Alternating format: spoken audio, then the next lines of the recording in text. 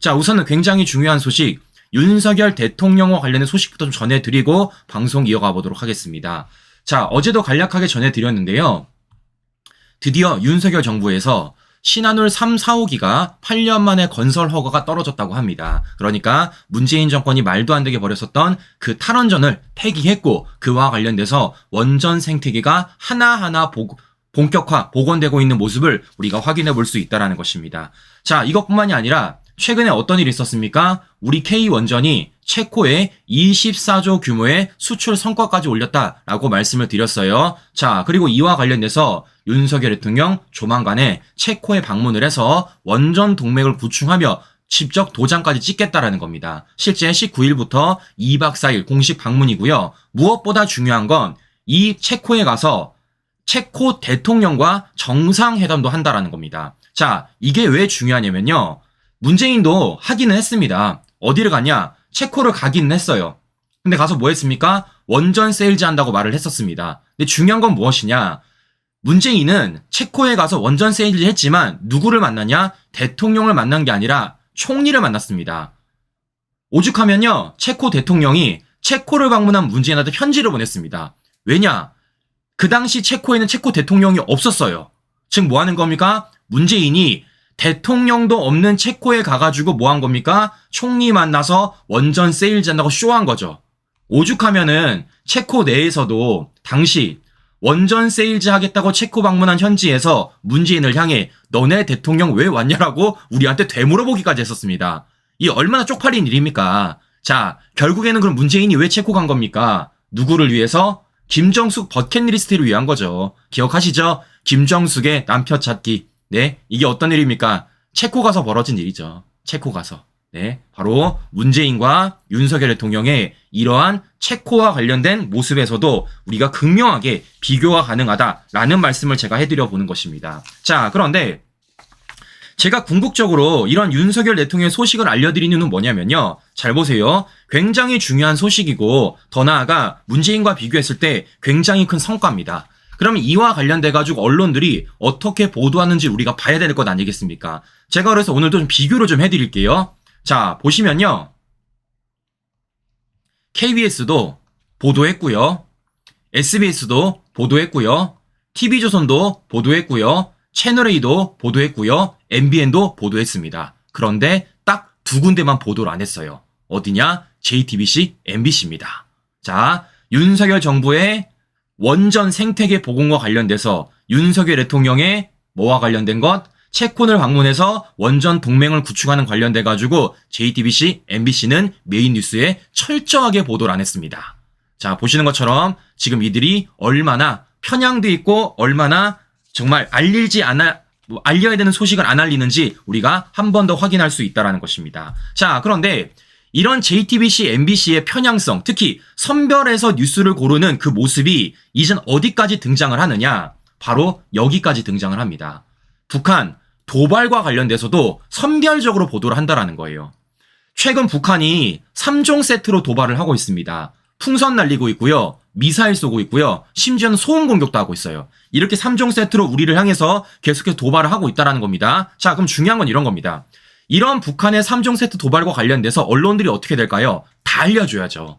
실제 북한이 오물풍선도 보내고 미사일도 쏘고 있고 소음 공격도 하고 있다는 걸 우리 국민들은 다 알려줘야 될 것 아니겠습니까? 실제 언론들의 보도를 보시면요. KBS만 하더라도 북한이 대낭 확성기를 틀고 있다라고 보도했고 더 나아가 북한이 73일 만에 미사일 도발 개제를 했다라고까지 보도를 했습니다. 이런 보도 KBS뿐만이 아니라 보시는 것처럼 SBS도 했고요. TV조선도 했고요. 채널A도 했고요. MBN도 했습니다. 모두 소음 공격뿐만이 아니라 방사포 미사일 발사한 것까지 보도를 했다고요. 그런데 참 이상하게 JTBC, MBC는 북한의 이런 3종 세트 도발과 관련돼서도 선별적으로 보도를 한다는 겁니다. 무슨 얘기냐? 풍선이나 미사일은 지웠어요. 뭐만 보도하냐? 소음 공격만 보도한다는 겁니다. 그러면서 어떤 꼬리표를 달고 있느냐? 이런 식으로 꼬리표를 달고 있어요. 접경지 주민 괴로워서 살겠냐고. JTBC입니다. MBC 24시간 쇠 긁는 소리에 잠을 못 자요.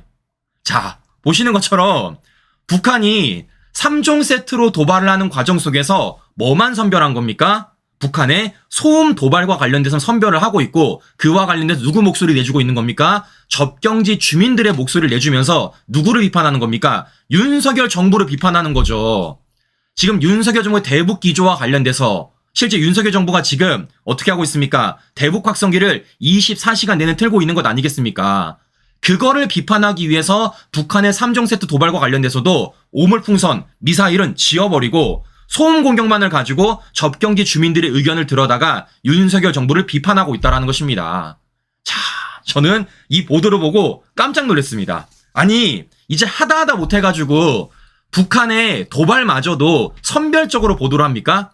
제가 우리 시청자 여러분들한테 실제 그동안 JTBC, MBC가 다른 언론사들과 달리 어떤 것을 선별적으로 보도하는지 여러 차례 보여드렸습니다. 다른 언론사들은 보도 안 하는데 혼자 보도하는 거 보여드렸고요. 다른 언론사들은 보도 다 하는데 혼자 보도 안 하는 것들 보여드렸어요. 근데 이거는 좀 큰 틀입니다. 그런데 방금 제가 보여드렸던 북한의 3종 도발과 관련돼서는 큰 틀이 아니잖아요. 이건 세부적인 건 아니겠습니까? 네? 북한이 똑같은 도발을 하는데 어떻게 오물풍선은 지워버리고 미사일 도발은 지워버리고 소음 공격만 보도를 해가지고 윤석열 정부를 비판하는 거예요. 야, 정말 대단하다라는 생각을 제가 한 번 더 들었다라는 겁니다. 보시는 것처럼 JTBC, MBC가 얼마나 비정상인지 이 두 방송사가 얼마나 어처구니 없는지를 우리가 확인해 볼 수 있다라는 겁니다. 자, 그러면 결론적으로 보시는 것처럼 JTBC, MBC가 뭐 하고 있습니까? 윤석열 정부의 원전 생태계 복원도 보도 안 했어요. 윤석열 대통령의 체코 순방도 보도 안 했습니다. 더 나아가 북한의 도발이 있어서도 3종 세트에도 뭐 하고 있습니까? 선별적으로 보도를 하고 있다는 겁니다. 그러면 어제 JTBC, MBC는 도대체 뭘 보도했을까? 궁금하지 않습니까? 자, 결론적으로 무엇이냐? 또 기승전 김건희 여사입니다. 자, 어제 실제 도이치모터스와 관련돼서 2심 판결이 나왔습니다. 이러자마자 얘네들이 야, 당기자라고 어제 어마어마하게 보도를 하더라고요. 어제 실제 JTBC, MBC가 메인 뉴스에 김건희 여사와 관련돼서 몇 곡지나 보도한 제가 보여드릴게요. 자, 놀라지 마십시오, 여러분들. 일단 JTBC입니다. 자, 하나, 둘, 셋, 넷, 다섯, 여섯, 네. 무려 6곡지나 보도를 했습니다.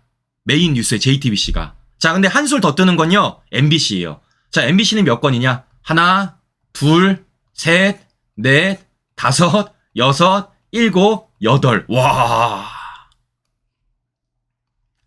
저는 깜짝 놀랐습니다. 네. 그러니까 제가 항상 말씀드린 게 뭐예요? 할 거면 다 하고 안 할 거면 하지 말라고요. 그러니까 모든 뉴스를 다룸에 있어서 모든 걸 다 달아야 될 것 아니겠습니까? 네? 보시는 것처럼 지금 윤석열 정부의 원전 생태계 복원과 관련 뉴스도 있고요. 윤석열 대통령의 체포 순방 예정과 관련 뉴스도 있고 북한의 3종 도발과 관련된 북한의 미사일 도발 관련된 뉴스도 있습니다. 근데 뭐 하고 있습니까? 그거 다 보도 안 해. 그냥 무조건 뭐 하고 있습니까? 또다시 기승전 김건희 여사 하고 있다는 겁니다. 네? 자신의 메인 뉴스 안에 그 1시간도 안 되는 분량에 그냥 김건희 여사를 사실상 도배를 했다라는 겁니다.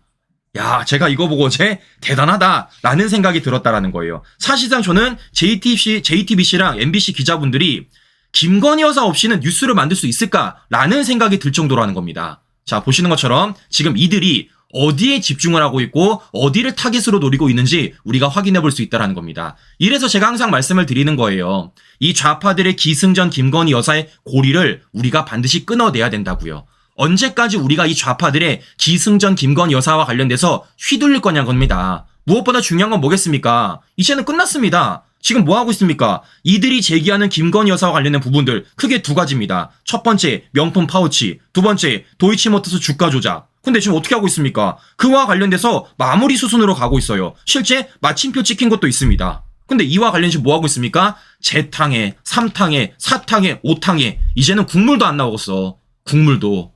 자, 보시는 것처럼 어처구니 없는 이들의 모습을 확인해 볼 수 있다는 건데요. 자, 그러면 결론적으로 왜 그럴까요? 이들이 민주당 전용 스피커 언론사기 때문입니다. 잘 아시는 것처럼 지금 추석을 앞두고 뭐 하고 있습니까? 민주당도 김건희 여사를 추석 밥상에 쟁점화시키려고 했습니다. 실제 정청래 주도하에 김건희 여사 특검법을 뭐 했습니까? 실제 본회의에 올리려고 했다가 우원식이 막아내긴 했어요. 중요한 건 뭡니까? 어쨌든 우원식도 다시 민주당 손을 들어줄 거라는 겁니다. 마찬가지입니다. 지금 추석 밥상에 김건희 여사를 쟁점화 시키려는 민주당이냐, 앞서 제가 JTBC, MBC 보도량을 보여드리나 똑같은 목적으로서 이들이 기승전 김건희 여사를 하고 있다라고 제가 말씀을 드려보는 겁니다. 자, 그러면 중요한 건 뭐겠습니까? 이걸 끊어내야죠. 제가 그래서 여러 차례 무슨 말씀 드렸죠? 마침표를 찍어야 된다고 말씀을 드렸습니다. 그리고 누구한테? 이원석한테 제가 마침표를 찍으라고 말했어요. 그런데 결론적으로 이원석은 뭐 하는 겁니까? 오늘 나가는데 빈손입니다, 시청자 여러분들. 그 어떤 사건 하나에도 마침표를 찍은 게 없습니다. 자, 이원석이 뭐라 그랬습니까? 자신의 임기 내에 김건희 여사, 이재명 수사 매듭 짓겠다 그랬어요. 그럼 제가 물어볼게요. 매듭 지었습니까? 안 지었잖아요. 심지어 김건희 여사 명품 파우치와 관련돼서 수사심의위가 만장일치로 불기소 권고를 했음에도 불구하고 이원석 뭐 한다고요? 이거 임기 내 안 끝내겠대요. 그리고 오늘 집에 간답니다, 여러분들. 네, 참 대단하다라는 생각이 든다라는 겁니다. 자, 저는 이렇기 때문에 이원석이가 집에 가서 연필 많이 깎으세요. 네, 주소 보내주시면요, 제가 연필을 박스채 보내드릴게. 연필을 박스채. 자, 보시는 것처럼 이원석이 얼마나 어처구니 없는지 우리가 확인해 볼 수 있다라는 건데, 자, 결국에는 이 부담이 다 누구한테 가겠습니까? 결국에는 어제 윤석열 대통령이 임명을 제거한 심우정 검찰총장한테 갈 수밖에 없다라는 겁니다. 이원석이 책임을 지고 마침표를 찍고 욕을 먹어도 욕을 먹고 나가야 되는 건데, 중요한 건 뭐겠습니까?